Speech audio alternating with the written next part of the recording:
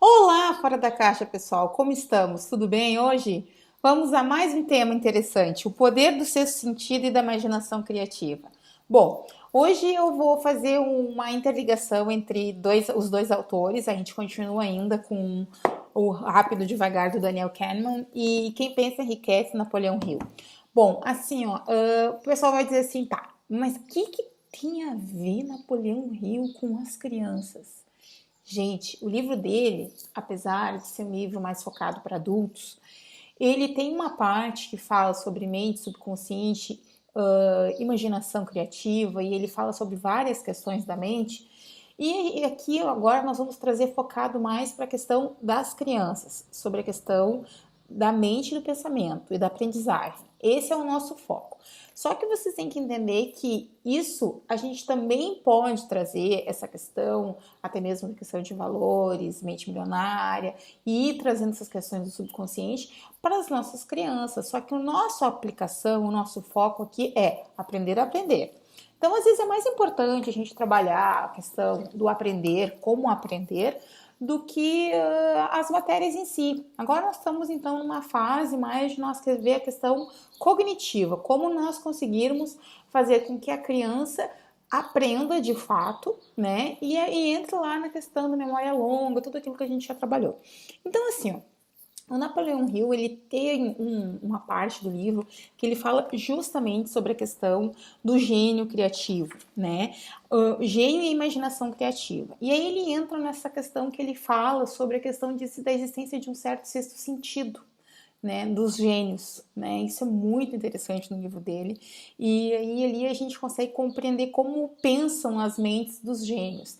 E ali ele faz um comparativo, né, entre o inventor e o gênio, e que nós, como no caso, conseguiríamos utilizar o método dos inventores para qualquer coisa, né? Para atingir qualquer meta, qualquer sucesso, qualquer coisa. E isso a gente tem que focar para trazer para as nossas crianças, né? Na questão da aplicação da aprendizagem. Então, a gente vai trazer mais para vocês tentarem entender. E aqui ele fala da questão do gênio. Ó. Alguém que descobre como aumentar a intensidade do pensamento até o ponto de poder se comunicar livremente com fontes do conhecimento não disponíveis, num ritmo de pensamento comum. Ou seja, a pessoa, para ela é comum ela descobrir aquilo que para nós, numa comunidade geral, é algo incomum, ou seja, ele tem fontes de pensamento que ele descobre diversas questões que ainda são desconhecidas. E aí ele traz um exemplo de um gênio desconhecido, que é Elmer R. Gates. Ele fez mais de 200 patentes muito importantes para grandes empresas e o trabalho dele era especificamente esse. Ele vendia, né, inventos, né, o seu pensamento, os seus inventos para esses grandes CEOs, né? Então ele falou como que ele fazia isso. Ele se trancava numa sala hermeticamente fechada de som e luz, se concentrava extremamente com papel e caneta e ali ele ficava horas concentrado até que na sua mente vinha esses pensamentos justamente que ele chamava de sexto sentido, esses insights, e ali ele conseguia fazer com que o conhecimento que ele tinha, no caso, que vinha na mente dele, como um gênio, no caso, que por isso é a questão da palavra gênio, e ele trazia os inventos e essas questões de novidades que não tinha ao tempo dele, para fazer novas patentes. Então, daí as empresas faziam, né, através desses inventos, todos os produtos, no caso. Diferente de um inventor. E aí ele traz essa diferença. Como é que funciona a questão do inventor? Já o inventor, no caso, é como um exemplo de Thomas Edison. Daí ele traz exatamente a questão do inventor. E aí eu achei muito interessante, né, que a gente trazer essa distinção, até para a gente conseguir compreender, né, a diferença e a distinção aonde na questão da invenção nós temos sincronicidade, pré-cognição, intuição, insights e palpites, presságios, ou até mesmo vem alguns inventores com sonhos, mas tudo isso se dá com uma prévia, aonde primeiro o inventor ele vê todos os estudos, as análises sobre determinado tema que ele está vendo, ele vê uma tese, alguma coisa que ele consegue mais ou menos prever, que ele pretende alcançar, e assim ele vai fazendo o quê? Os seus testes, como é o exemplo de Thomas Edison, que fez mais de 10 mil tentativas para chegar na lâmpada, assim fez para o telégrafo e tantos inventos que ele fez. Então, daí o inventor, ele faz o que? Algo com algo pré-definido. E é isso que ele faz uma diferença, uma distinção entre gênio e inventor. Então, aí é que chega nós, né?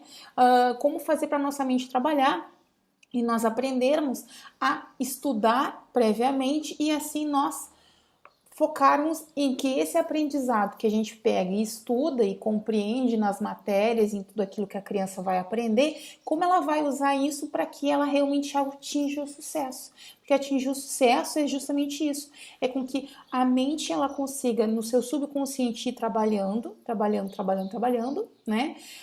Com as questões todas que ela vem absorvendo, e aí a partir daí vêm os insights, né? E aí ela vê determinada circunstância, quando ela for, no caso, na vida adulta ou na adolescência, dependendo da fase que ela estiver, ela conseguir trabalhar aquilo para que ela atinja as metas que ela pretende, tá? E aí, como eu disse, eu estava fazendo esses estudos tanto do livro, junto com o livro da continuidade do Rápido e Devagar. E ali a gente vê que ele, na imaginação criativa, aqui ele fala justamente sobre os pensamentos, a imaginação criativa, o poder da imaginação criativa e o quanto isso é importante nesse livro aqui do Rio, o quanto isso é importante para se atingir as metas de sucesso, né? E ali, quando a gente passa para o outro livro, a gente fala sobre conforto cognitivo. E como que se consegue mais criatividade? Exatamente quando a gente entra em conforto cognitivo, a criatividade aumenta. E esse conforto cognitivo, ele fala sobre quando a mente está em estágio mais, ele vai do mais relaxado ao mais tenso. Então ela tem os dois episódios, relaxado e tenso. Então lembra que nós estávamos falando do sistema 1, sistema 2, sistema 1 é mais o piloto automático, sistema 2 é aquele que faz mais com mais tensão, aquilo que precisa de cognição mais intensa. Né? E ele fala justamente disso. E o relaxamento ele vem na questão criativa quando se tem mais familiaridade às coisas. E a familiaridade se vem por repetição. E aí nós viemos justamente ao nosso método que a gente sempre fala, né? Que quando a criança ela tem a aplicação naquilo que ela tem familiaridade, ela vai introjetando na memória a longo o aprendizado, quando ela chega numa provinha, ela consegue aplicar melhor, porque aquilo está familiarizado, os questionamentos não causam tensão, a criança que está sem tensão, ela consegue aplicar melhor os seus ensinamentos, então tudo isso vai ajudando o sistema cognitivo dela a ela aplicar de uma forma mais tranquila. Então aí nós entramos então justamente aqui na parte da imaginação criativa, ela é utilizada justamente por grandes artistas, por escritores, músicos, eles conseguem confiar mais naquela vozinha da intuição. E isso é muito importante. Esse estágio de relaxamento é importante, até mesmo no ato das provas, num ato de prova no caso, quando a prova, em vez de ser discursiva, é uma prova de marcar, às vezes aquela questão da intuição, porque é algo que tem mais familiaridade com a matéria, então se tu já ouviu aquilo, tu não sabe a questão, no entanto, tu já teve aquilo, então se é aquela tua primeira intuição, a criança está ali no automático fazendo, ela consegue fazer a prova com mais facilidade, ela usando a sua familiaridade, ela aprendendo a usar o sistema da familiaridade, não ficando nervosa, usando esse relaxamento. Então, assim, o que acontece? As mensagens, elas devem vir para dentro da mente, no subconsciente, de uma maneira mais persuasiva possível, simples e criativa. E isso faz com que fique mais gravado no subconsciente. Quanto mais simples, melhor. Clareza, simplicidade e criatividade, né? E ele fala sobre rimas, poemas, tudo isso vai fazendo com que vá facilitando, né? Com que a absorção vá facilitando. E aí ele fala sobre, e aí olha bem como tudo tem a ver com o programa, né? Sobre a questão das emoções, aí olha bem, e a importância disso e o quanto isso vai sendo gravado desde a nossa infância e o quanto isso nós temos que fazer para a retirada das emoções negativas para gravar as emoções positivas. E quando isso fica no subconsciente gravado, fica mais difícil de tu retirar uma emoção pré-definida do que tu colocar uma nova. Então, se é quando a criança está iniciando, é mais fácil, porque a criança entrando mais emoções positivas, ela vai estar melhor. Então, ou seja, quanto mais positivo colocar as emoções na criança, melhor. E aí, entrando então nessa questão das emoções, a importância do amor genuíno, ele fala justamente disso, que o amor genuíno, ele é muito importante para que a criança atinja o sucesso, não fala aqui na criança, mas ele fala na pessoa em si, a importância da reflexão do amor genuíno. E aí ele fala sobre as 7 principais emoções positivas e as 7 principais emoções negativas, né? Ele retrata isso. Então, as principais emoções positivas, desejo, querer algo é algo muito importante na vida das pessoas e das crianças, né? A fé, acreditar, que a fé é a essência, não a fé no sentido de religiosidade, mas sim de essência, acreditar. A emoção do amor, ou seja, esse amor genuíno, né? A paixão, né? Ou seja, gostar muito daquilo que está fazendo, o entusiasmo, ter entusiasmo, fazer com muita alegria, fazer com esse entusiasmo é importante, né? O romance, na verdade, aqui ele fala mais na parte adulta, né? A questão mais adulta. E a emoção da esperança, ou seja, sempre acreditar, né? Acreditar, ter a esperança de que vai dar certo, né? E aí eu quero falar mais da questão negativa, das emoções negativas a se evitar. Medo, ciúme, ódio, vingança, ganância, superstição e raiva. Então, aqui estão as mais a serem evitadas para não ficarem no subconsciente. Aí, o que acontece, né? Lá, quando nós estávamos falando do Kahneman, ele, justamente como eu disse naquele capítulo ali, ele falou muito sobre conforto, bem-estar e relaxamento. Então, a importância disso, né? De estarmos relaxados, né? De estarmos nesse estado de relaxamento e de bem-estar para fazer com que se seja criativo. Ou seja, quanto mais relaxado, mais está fazendo a criatividade e a criança consegue desenvolver melhor o seu aprendizado, com certeza.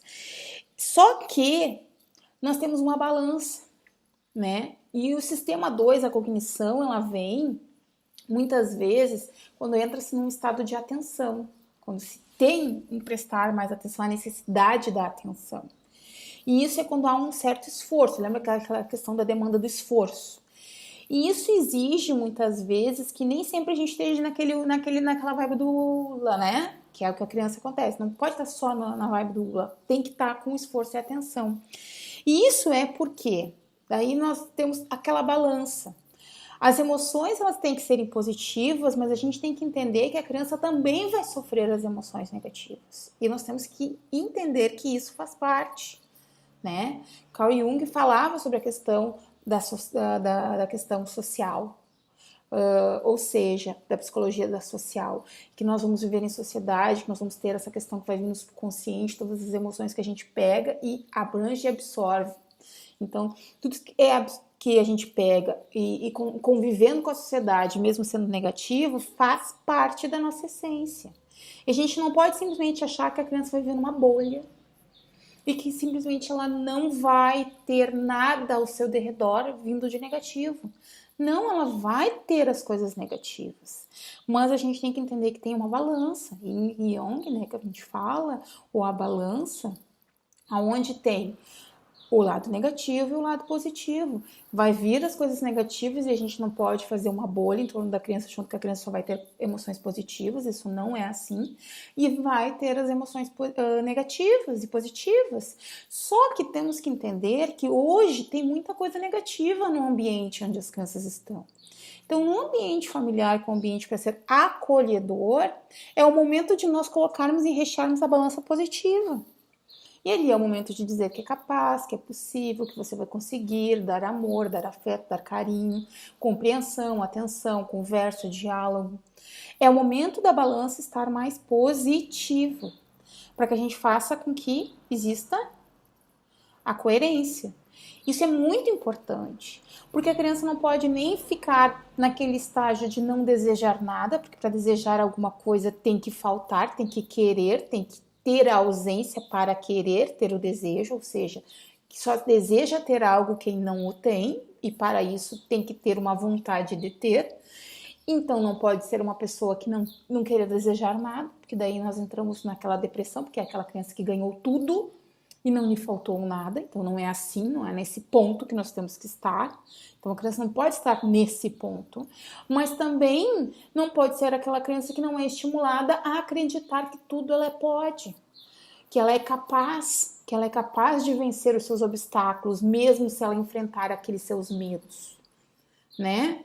Ela tem que aprender a enfrentar as suas dificuldades, ela tem que aprender a enfrentar os seus medos, ela tem que aprender a enfrentar as circunstâncias. E para isso ela tem que ter o que na balança na família? O amor, o afeto, o carinho, a compreensão e as palavras positivas. Porque se ela ficar só com a balança negativa, isso vai causar traumas emocionais muito profundos. Então aqui vem a balança para a aprendizagem. Aí muitas vezes falam que o aprender, só querem saber da técnica da aprendizagem, mas não conseguem compreender que para o aprender, o emocional muitas vezes é mais importante, principalmente quando a criança já sofreu muito pelas suas dificuldades, do que qualquer outra coisa. Então, como disse Hill, o amor genuíno é a fonte. Se ela é a fonte da riqueza para nós adultos, para ensinar adultos, é a fonte do sucesso para os nossos filhos. E não vai ser o 10 em português ou matemática que vai interessar. O que vai interessar é aquilo que realmente eles vão conseguir atingir lá na frente. E é nisso que a gente tem que ver, porque a gente tem uma estrada para trilhar que a gente realmente não conhece o caminho lá na frente. E a gente vai vendo um passo de cada vez. Só que aqui no hoje a gente tem que estar presente no hoje. Lembra que a gente falou naquele vídeo de estar presente? E para isso a gente tem que nos dedicarmos hoje com amor genuíno. E isso não é tão simples nem tão fácil. Depende muito do diálogo. Hoje eu tive aqui em casa, agora eu sempre falo muito sobre as coisas porque as coisas não são tão simples. Um diálogo muito difícil. Né? Faz 3 anos que meu filho faz inglês e hoje o nosso diálogo foi sobre isso, sobre a questão de seguir ou não no inglês. A gente está sentindo que não é mais a sua essência, ele sempre gostou, mas não é aquilo que ele está querendo mais agora com tanta vontade, porque ele precisa de ter vontade para as coisas. E aí perguntamos o que ele queria com vontade. Ele quer robótica, então no próximo ano vamos parar um pouco com o inglês, vamos voltar para a robótica. Ele quer robótica, vamos fazer a robótica, ele nunca fez. Então, assim, é saber o que a criança quer na sua essência. Eu ensino isso aqui para vocês. É o que eles querem que vai fazer o sucesso deles. Ele já fez 3 anos. A minha filha hoje tem as 3 línguas, mas é o que ela quis. Nós estávamos até conversando isso. Ela fez 1 ano de música, ela não tem o talento para música que ele tem para música, cada um tem seus talentos. E não quer dizer que ele não volte, ele vai voltar com mais vontade. Mas a gente tem que aprender a respeitar os limites de cada um e o momento de cada um. Se nós adultos sabemos nos respeitar, por que não respeitarmos os pequenos? Mas não é a minha vontade, é a vontade dele. Então, às vezes, quando chega agora, numa época que nem agora, de final de ano, é o momento de parar para pensar como fazer para virada, como fazer para aprender. Como nós vamos projetar o próximo ano com os nossos pequenos? O que realmente eles querem, né? Isso que eu deixo hoje de recado. O que o seu filho realmente quer? Essa pergunta você fez para ele? O que ele deseja? Né? Ou você simplesmente saiu rematriculando, fazendo rematrícula sem nem mesmo parar, pensar, analisar o que ele quer, o que ele deseja, o que ele não deseja nos cursos extracurriculares e nem parou para analisar ou pensar? Será que esse pensar profundo você analisou? Às vezes a gente tem que olhar um pouquinho fora da caixa e deixar os nossos filhos também olhar. E eles nos dizerem. Porque não é o que nós desejamos. O sucesso garantido deles é dentro daquilo que são as paixões deles, que está lá o sucesso deles. É nas paixões deles que eles vão fazer o melhor deles. Não é nas nossas. Não é no que nós acreditamos. É nas paixões. Acredite na criatividade criativa. Se isso é falado por séculos atrás, e hoje por pensadores modernos e por psicólogos, quem somos nós para discutir, né? E aí eu vou terminar com mais uma frasezinha aqui. Às vezes o processo de aprender a entregar e o processo de passar pela experiência é confiar que você vai descobrir a sua própria verdade. No final, é mais importante do que saber. Então, assim, às vezes a gente precisa aprender a passar pelo processo. O processo de deixar a criança se entender e nós entendermos a criança. Deixarmos passar por aquilo que temos que passar. Entender o processo e sempre aprender. E acima de tudo ter a essência do amor. A essência do amor, ela prepondera em todas as coisas. E eu espero que vocês tenham gostado de mais esse vídeo. Com muito carinho, com muito amor. E até amanhã.